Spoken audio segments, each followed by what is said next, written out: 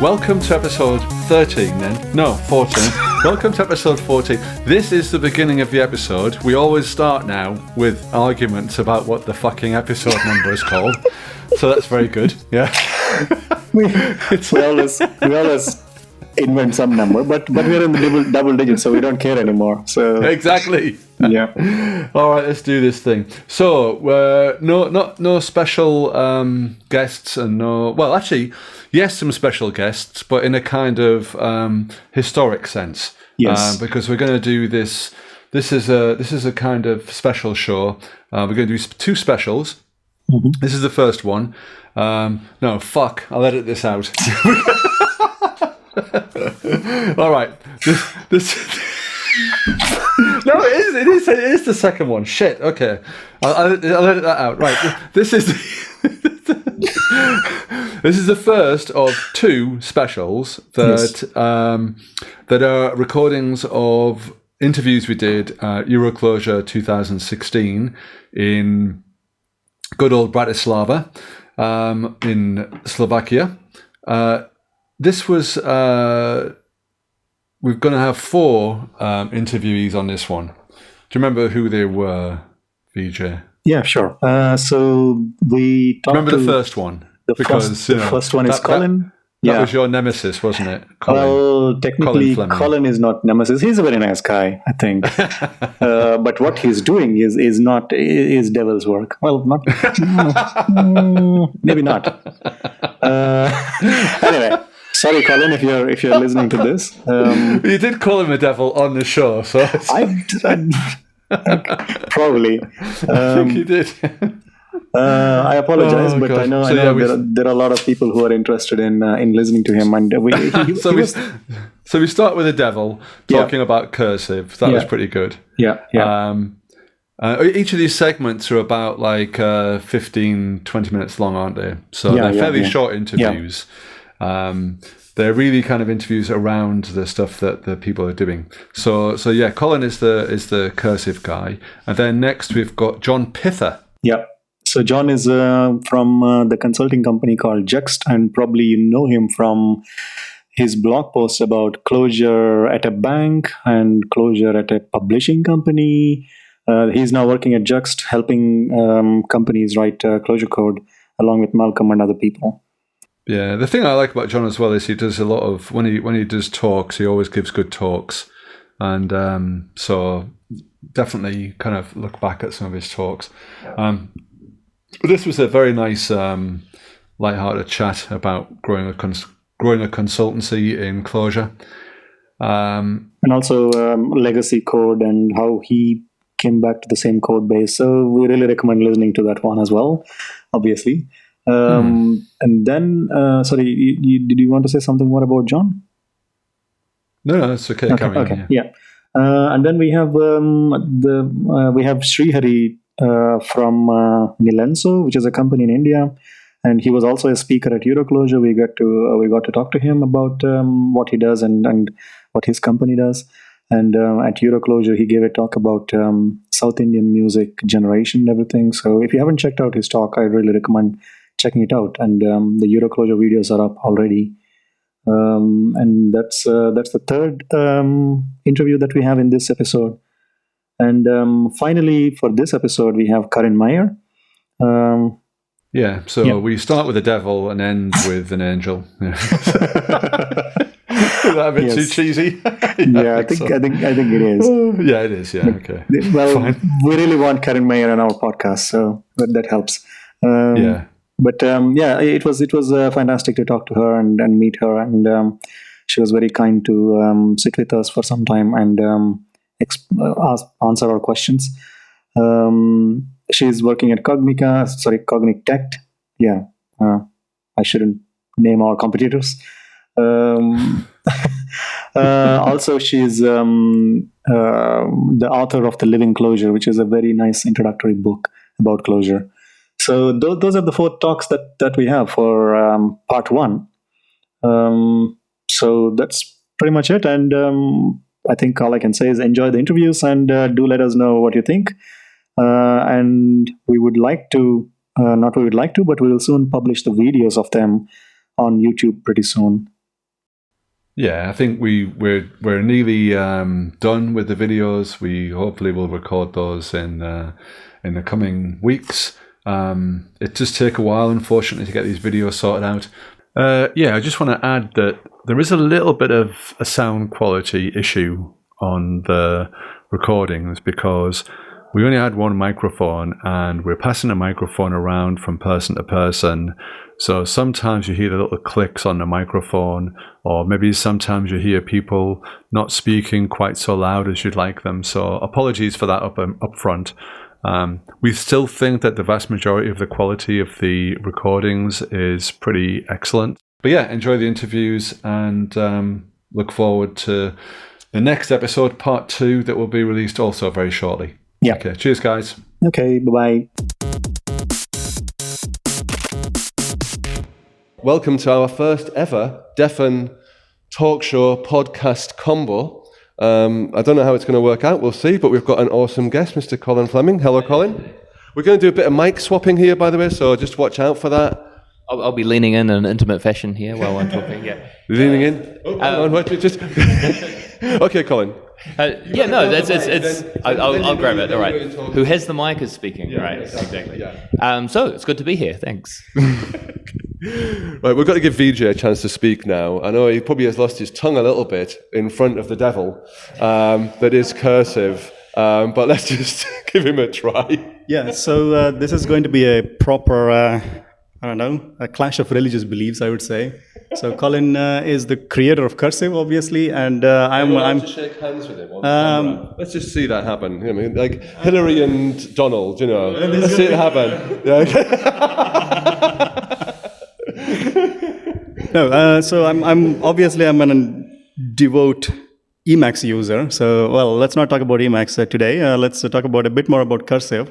So you're coming all the way from New Zealand, and this is your how many number of Euroclojures have you been, and how is Bratislava treating you? So it's the third Euroclojure I've been to. I've been to the last two. I was in Barcelona last year and in Krakow the year before that. And Bratislava's been great. I actually only arrived right before the conference started yesterday, so I've only seen the interior of the pub last night and the interior of the venue here, basically. But I'm sure Bratislava is lovely. People tell me it's very nice. So but I just haven't seen very much of it yet. But the conference has been great. I mean, I really like the Clojure conferences. They're always a small, sort of friendly crowd. Because I've been to quite a few of them now. I've been to the Conj and Euroclojure a couple of times, and Clojure West. So you meet a lot of the same people, and it's like being in my lounge at home with some mates at this stage. So it's great. I mean, I always really enjoy coming to them. They're a very friendly crowd, and yeah, they're really good. So did you fly all the way here in one stop? Did you like take one stop, then you're going to go straight back tomorrow or the day after? Or what's your plan in Europe? No, so I have actually done that a couple of times at the US conferences, and from New Zealand it's definitely quite a beating. It's around a 24-hour trip from New Zealand to the US, and it's only a 6-hour time difference, but it's still quite difficult, and it's in the wrong direction, the jet lag, when you're going to the States. No, but I was actually already in Europe, so my wife is Spanish, so I spend a bunch of time in Europe every year, so our daughter can hang out with the in-laws. So yes, I wouldn't have come from New Zealand just for Euroclojure, but when I was in Europe, it's it's doable. That's right. And I'm going to the Conj from Europe as well, even though it's still quite a long trip. It's about half as long as from New Zealand, and also about half the cost.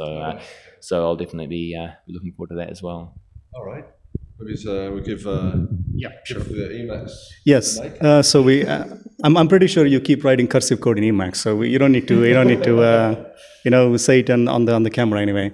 So I was wondering. So what's your? I know that you have an unsession plan tonight about cursive, and a little bit about that. If you can tell, what are you planning to do in that one? And also maybe as a bonus question, what are your plans for Cursive? I mean, what are you working on right now? So that'll be great as well. Yeah. So the unsession is tonight at 9:00. So I've done unsessions at a couple of previous conferences. I think this is the first time they've done one at Euroclojure, but they do them as pretty standard in the US conferences. And the unsessions are always a lot of fun. So I haven't prepared a huge amount. What I basically do is I get up and I start demoing things and randomly until people ask me questions, and then I answer the questions, and then it sort of goes from there. So it's always very informal. So definitely, if people are interested, they have the questions they want answered, or they just want to see what it's all about, and definitely come along. It's I really like them because it's a much smaller. It's a very different experience to speaking at a conference because you can sort of interact with everyone, and it's very much question driven. So and you can talk about a lot more about things than just the technical aspects, like sort of which is good. In terms of when is your actual? I know this is not going to be live, so it doesn't really matter. We can cut this out. But when is your actual lunch session? So I can, it's at 9:00 tonight. 9:00. Yeah. Okay. Yeah. And yeah, in terms of what I'm working on, I mean, I always have a ton of stuff planned for Cursive, and I never have enough time to work on it. So I haven't been working on Cursive as much as I would like the last couple of months, but I'm about to start getting more into it again. ClojureScript support is probably the top thing on my list. So Cursive already has pretty good ClojureScript support, but a lot of stuff around starting the REPLs. So I've been talking to Bruce Hellman and also to Antonin Hildebrandt here at the Conch, who wrote DRAC and CLJS dev tools. So I'd like to speak to both of them about integrating Figwheel and all the dev tool stuff into Cursive, because it all works very well, but getting it set up can be quite difficult. So if I can have a one-click ClojureScript REPL, I think that would be very attractive to a lot of people. Yeah. So I need to improve CLJC support, and then I always have a ton of stuff to do. I'd like to add boot support, for example. That's quite difficult because of the nature of boot, but it's definitely becoming more and more important. So I'm going to need to do something quite soon. And other than that, just fixing bugs, new stuff. Spec support will be coming up sometime soon. What's that? 1.9. 1.9, right. So I've added a bunch of support for a lot of the namespace keyword stuff that's going to be required for Spec.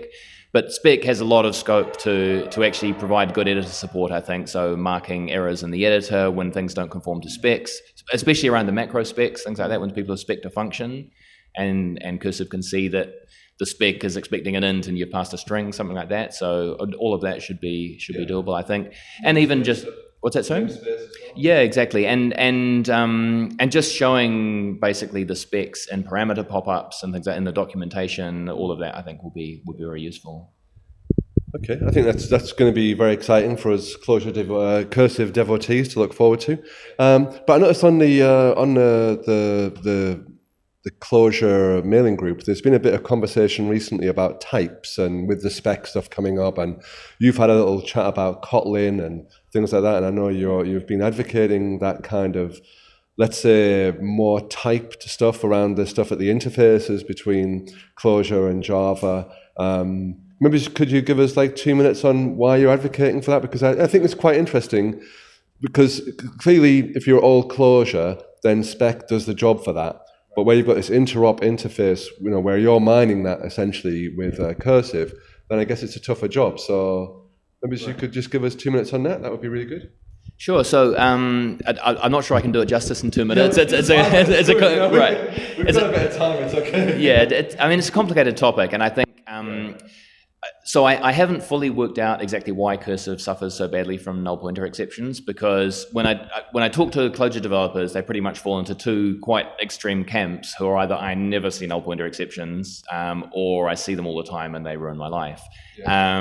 And I'm definitely in the second camp, and I haven't quite figured out. So you're right that Cursive basically is almost all API surface. I mean, there's almost nothing I do in Cursive that doesn't call into IntelliJ, which is Java, obviously, at some point. And so what the thing that Kotlin does really, really nicely is that because Kotlin allows you to express whether a type can be null or not, if you're assigning a value that comes back from Java to a not nullable variable, it will automatically insert an assertion at that point. So as soon as a value is not what you expect, you'll get an exception. So spec does actually allow you to do that, but the problem is you have to do it all the way around your API boundary, and in my case, that's half the application. So I'm actually very excited about spec. I mean, it's an amazing system, but it's a tool like any other, and it works better in some cases than in others. And I think particularly the fact that spec relies on generative testing to increase the confidence you have in your functions, I can't really use that so much because all of my code talks to IntelliJ, and the generative testing aspect doesn't work so well. So I guess it's not really surprising that Kotlin works well for my use case, because it's developed by JetBrains, and so their use case is exactly my use case, and it does work very nicely for that.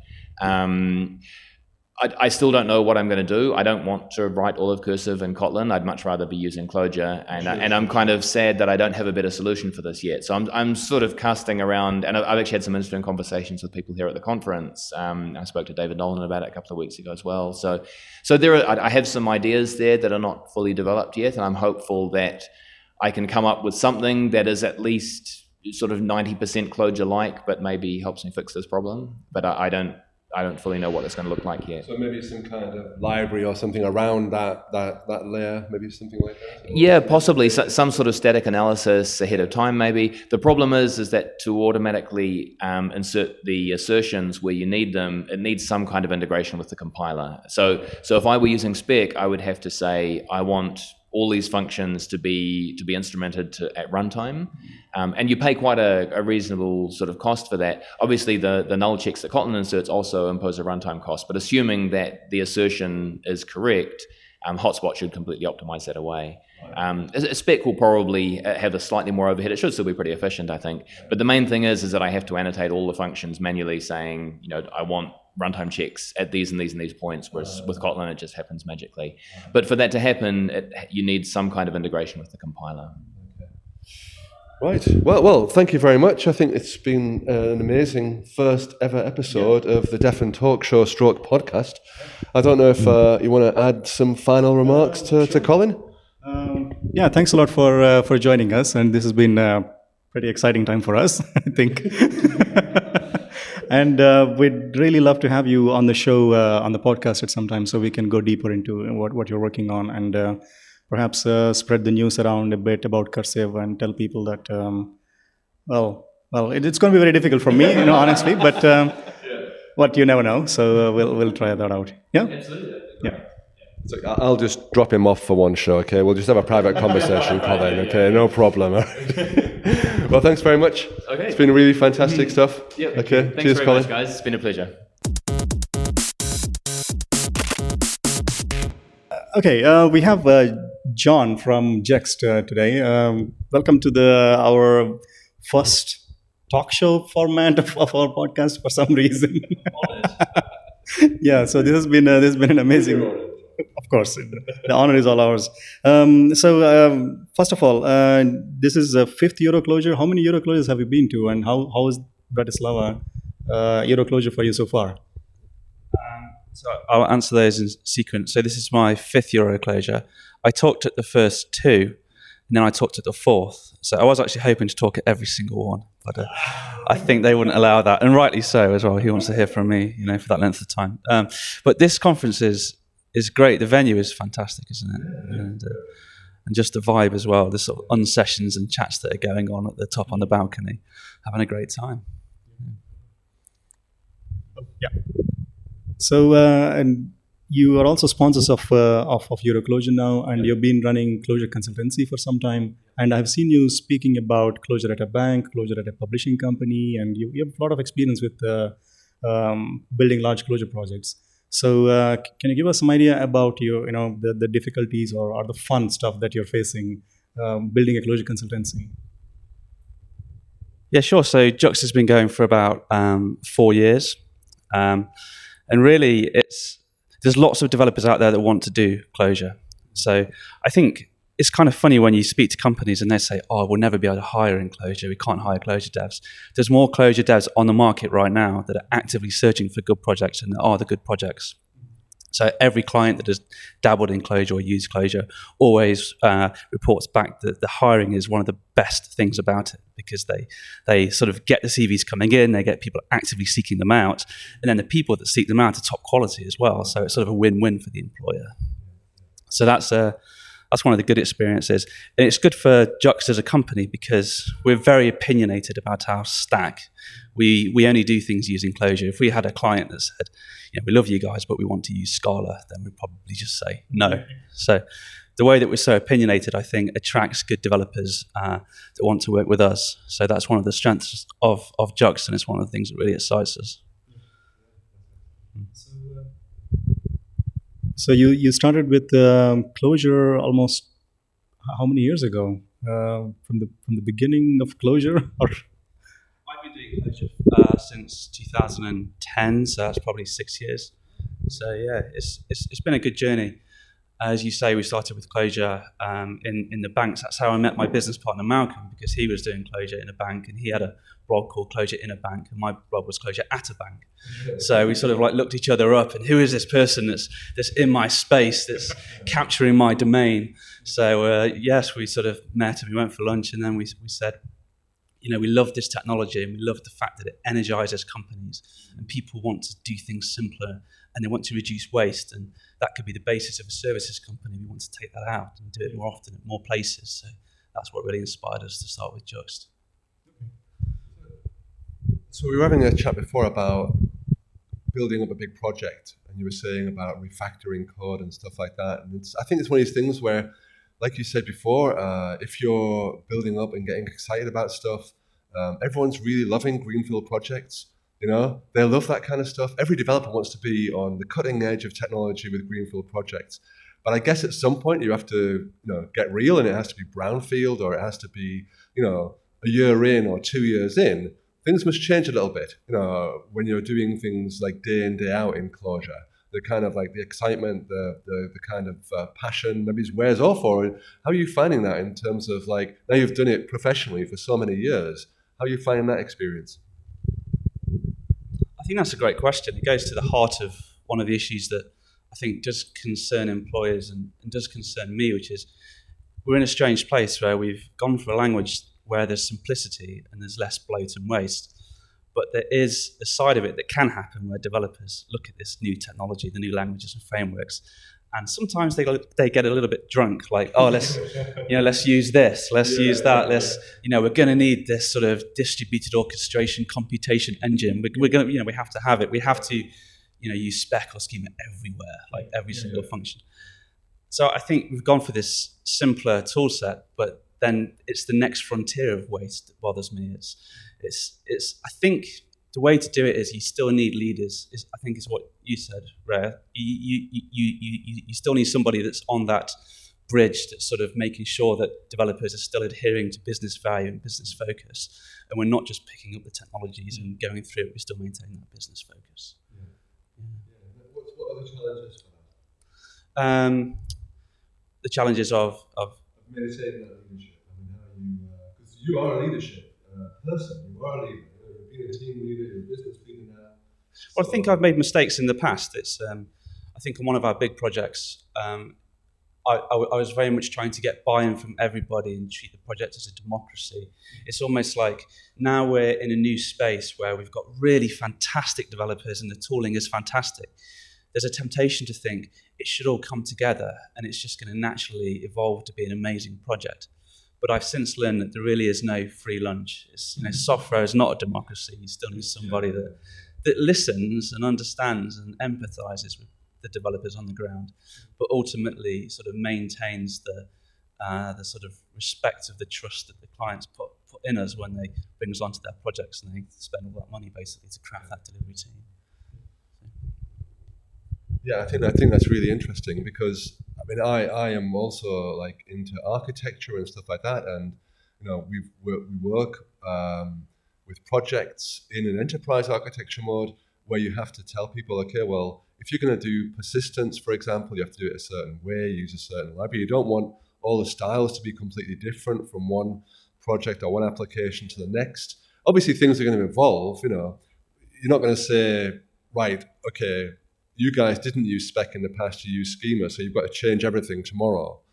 There may be some advantages in doing that, but often it's not going to be the case. You're going to have to live with code that's a year or two old, and it's going to have to evolve over time when the business value is there, when people want to change it. So is that something which you're also thinking about? Is how do I keep things fresh, but at the same time maintain an existing code base that is still serving the business? I think so, yes. It's like I'm a big believer that code always evolves. It's like the sort of, I really got into Paul Graham's kind of writings about the organic bottom-up Lisp. Yeah. And also like this idea that your software is like a house. It's like you move in, you live in there. and you're constantly trying to make it better. You're constantly sort of trying to enrich the style of it. But I think the organic bottom-up thing is important because you're ever evolving the business language, and the business is never done. So the code is always looking to sort of evolve and to meet the business halfway. So you layer on that business domain on top of the code, and I find that particularly appealing. I've just come onto a project that I was on 3 years ago, which is the big newspaper. And there's 25,000 lines of code there, and for me, it's been a fantastic experience to go back to a code base that you were primarily involved in. And it was a bit of a shock at first because I sort of rocked up and one guy was quite angry with me. He was like, exactly, and he said, you built it too fast, there's not enough abstractions, there's not enough this, there's not enough that, there's not enough types, not enough schemas. And at first I felt dismayed, actually. It was, I kind of wrote this and these people aren't happy, and, it's now showing some problems. So I spent the first few days completely humbled, actually, because I went in there thinking there might be some sort of respect for what we did, or there might be some sort of praise, but it was kind of the opposite. So it's like, it's like being judged ultimately, when you pass on or something. So no, it was nice, but then I'm really happy now because I've proved to myself, I think, and maybe we can share this in some way, that you can refactor a huge Clojure code base. Like, this code base is really big, and it needed refactoring. And the smart people that were there when I joined them, their ideas were really good, actually. Because they've been with it, they've seen it with fresh eyes, but they couldn't quite have the capacity, I think, just to implement some of those changes. So we had a sort of perfect storm where I had the energy, I had the experience of the code base, but I had enough of a gap and someone else's ideas to how to improve it. And myself and somebody else from JUXT, we worked there for about 2 months, and we've just refactored so much of it. And you can refactor a big Clojure code base. You can untangle it, you can bring it back, you can separate it, you can do these things. And I just don't think the same would be true if it was like in Ruby or Java, where it just explodes out. So it's still a win for Clojure, even though it's been a bit of a painful experience. Okay. Well, obviously you're a busy man. Euroclojure is a busy event for you, John. So thank you very much for taking the time out to talk to the deafened guys on the podcast. We put it on the podcast, this one. If it all works out with the YouTube and our new tech lead here, our new media engineer, then hopefully we get it out on the YouTubes as well. And so thank you very much. Really appreciate it. Hey, Srihari, right? Yeah. Hey, welcome to Deaf and Talk Show / podcast. Hopefully it's going to be a video, but we'll see. So you just gave a talk about making music with Clojure, especially the South Indian Carnatic music. And you're obviously from India, and you're working for the company Nilenzo, right? So can you give us some background on what your company does and what is your experience with Clojure? And also a bit about your talk, which is based on music. I don't think it's related to your company, though, but we never know. So I've worked at Nilenzo for the last 3 years. I've been here since its inception. We're a bunch of people who just want to do deeply interesting technology. And we were earlier, like 5 years ago, a Ruby shop. And then we moved over to Clojure like 3 years ago, and since then it's just been Clojure all the time. We are a consultancy, and we are structured as a cooperative, so everyone's an equal partner. And there are like 14, 15 of us right now. And most of our clients tend to be in the Bay Area. But we have an Indonesian and an Indian customer now, so that's progress, I suppose.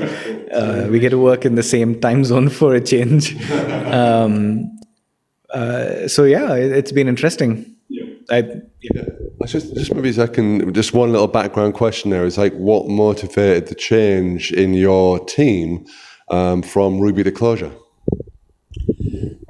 So Stephen Dearbold, who happened to be with us, had written Clojure before at DRW. So he's probably the guy with the most Clojure experience on the team. So he had written it for like 7 years back then.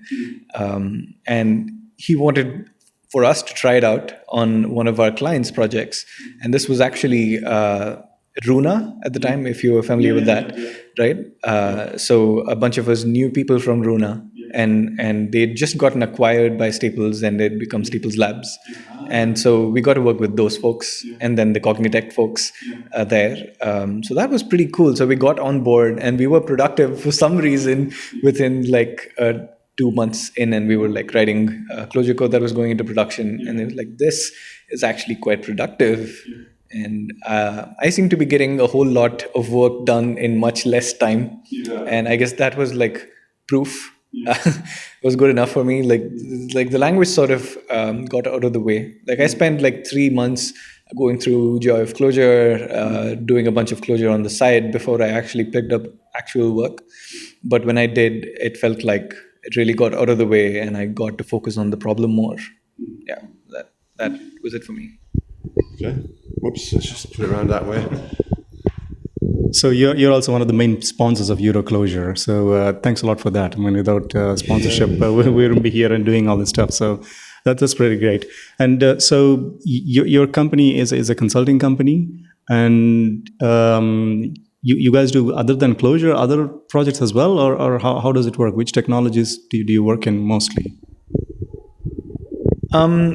We seem to like functional programming quite a bit. So, like I said, we're just a bunch of hackers who really like to pick up like the thing that's most technically challenging. So Haskell seems to be something that people are interested in at the moment. But largely, though, like 95% of the work that we do tends to be in Clojure. We don't do any front-end stuff at all, but this little stuff that we do tends to be in React, JavaScript sort of space, because it needs to be that, apparently. And there's like some parts, like Abhinav from the company has managed to like put an OLTP to OLAP transformer in Haskell in production. So that's like a deterministic system that can be formally typed quite easily. And that's the sort of thing that you will want to write in Haskell. So he did that. So that's about it, I guess. Mostly, though, it's Clojure. So regarding your talk, so you gave a talk about generating music with especially Carnatic music. So this is something that because I'm a little bit familiar with Carnatic music and slightly familiar with Western music. So obviously I'm ignorant in both of those things. So I think I can ask stupid questions now. So I felt that the Western music is very fret-based, instrument-friendly, so to speak. Like and Carnatic music has all this stuff that you listed in the talk, that like gamakas and all that stuff. So what is your motivation to do generation of music, especially Carnatic music, and what are your goals with this one? Is it just a hobby, or is it something like you want to take it to the next level? So my fascination with this started off when I was doing, Turbo C++, and you can make those weird CPU sounds. And then I used to play these things that I was learning as a kid. And I was like, hey, I can make the machine make music. Then with like Clojure and Overtone, as soon as I found it, I was like, hey, I can do this really quickly. And I got there in like really fast. Like I basically built all the abstraction that I showed within a day really easily. And then that built sort of the freedom that I needed to take things forward.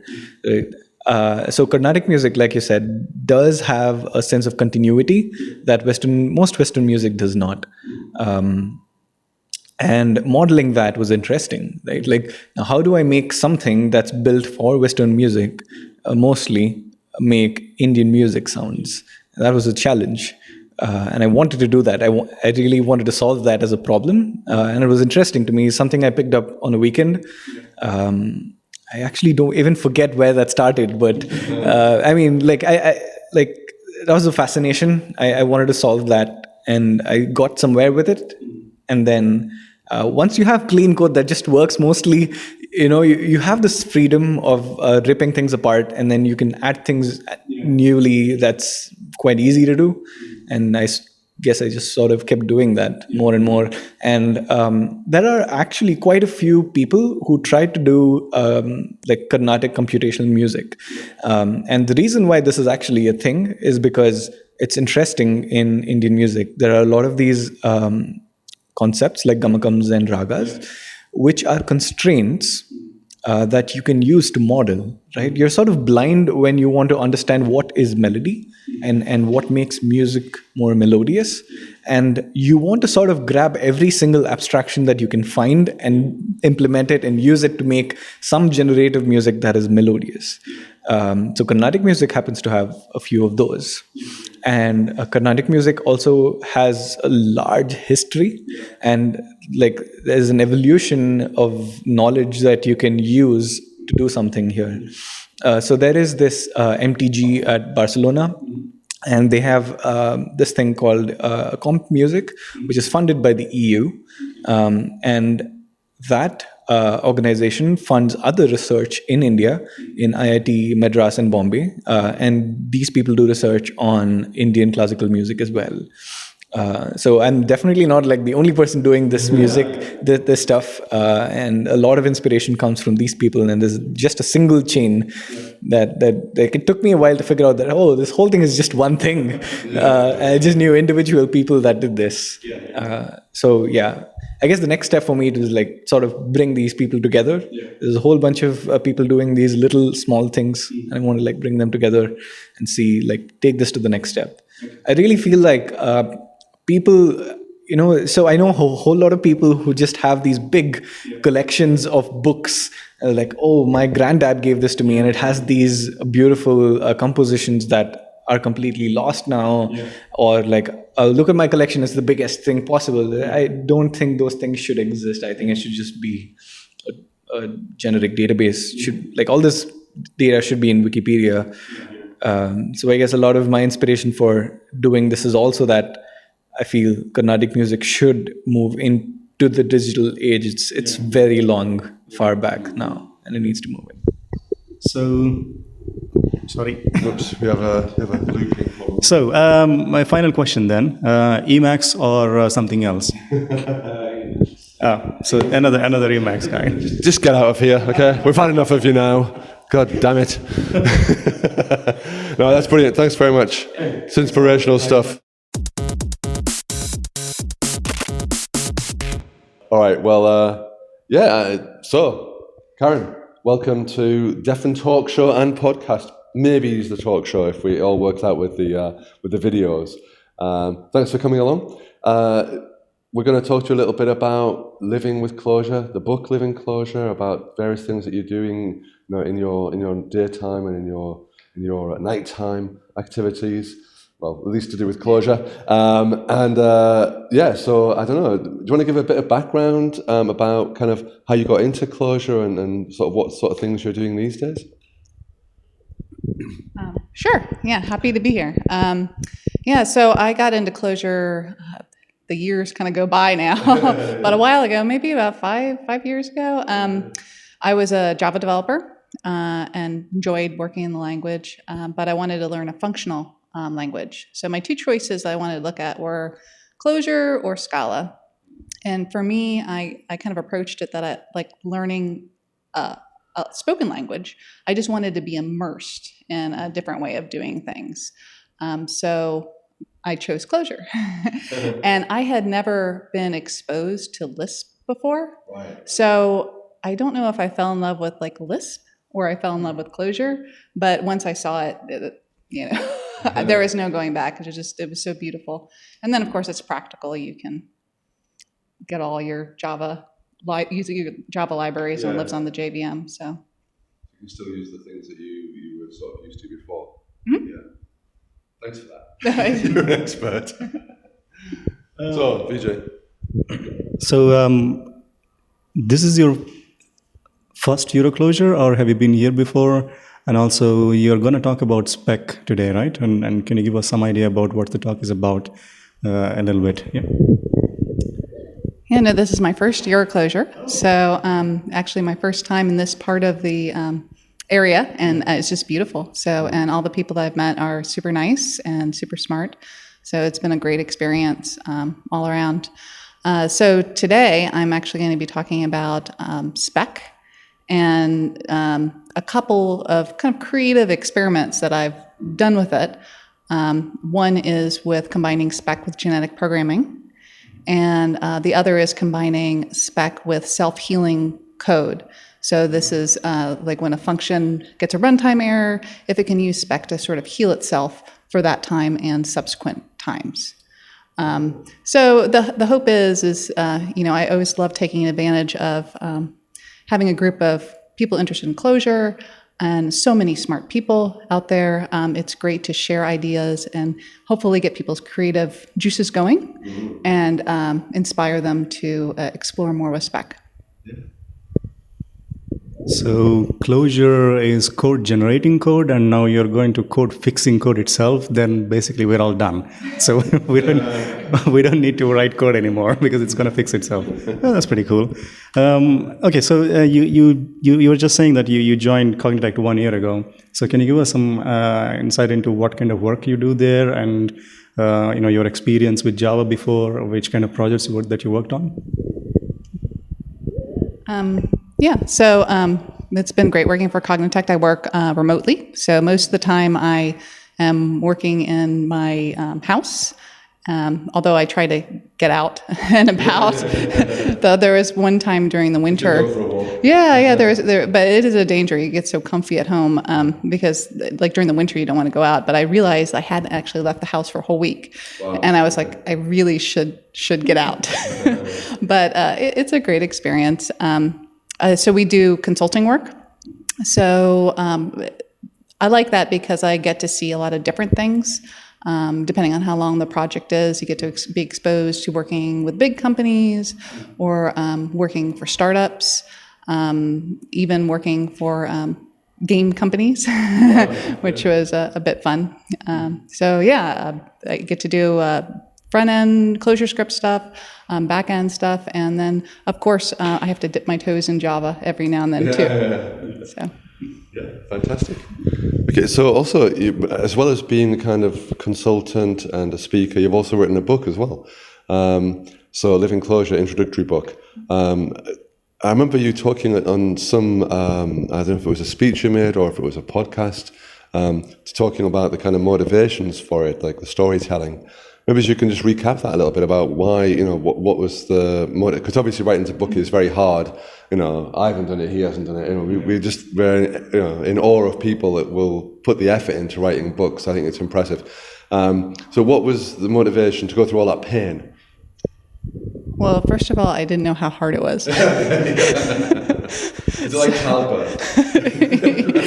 Yeah, I had this idea that, I write blog posts. It's not that much different, but just multiple blog posts. No, it's a lot different. But I'm glad that I went through it.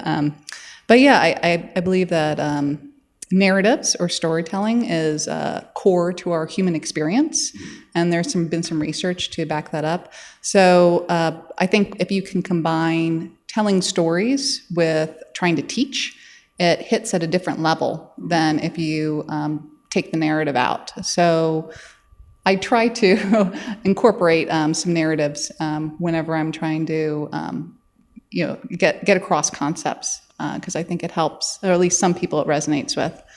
The other part for a Living Clojure, the motivation was one night I helped organize the functional programmers group in Cincinnati.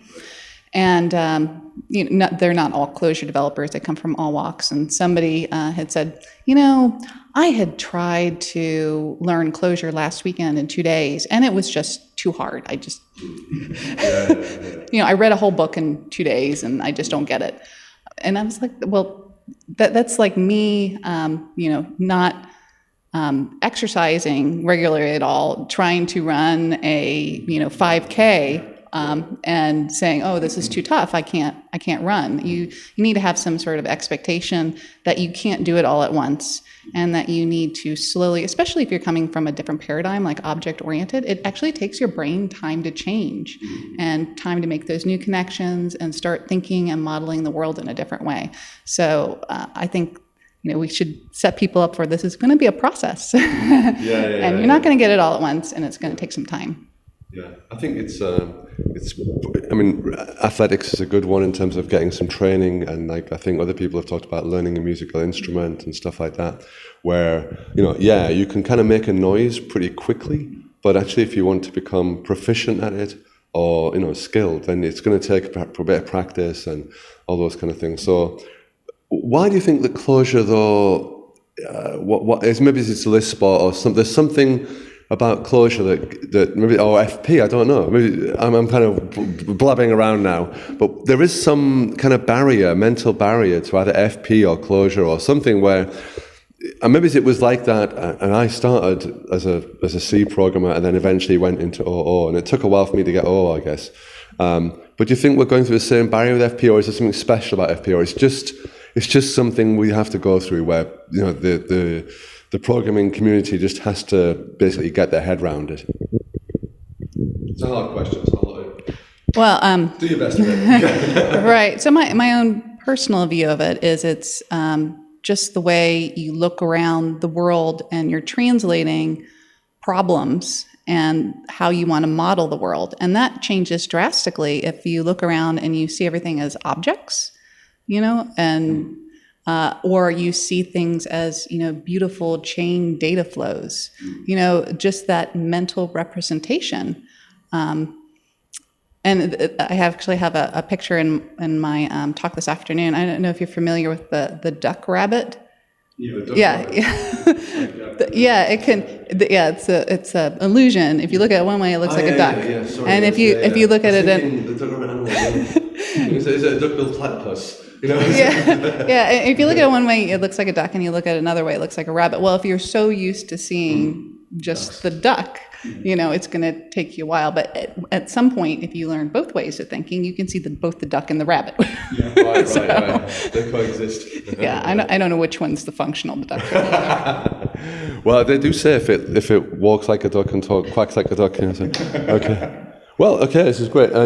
Any last remarks, Vijay? So you use Emacs, right? No, my God.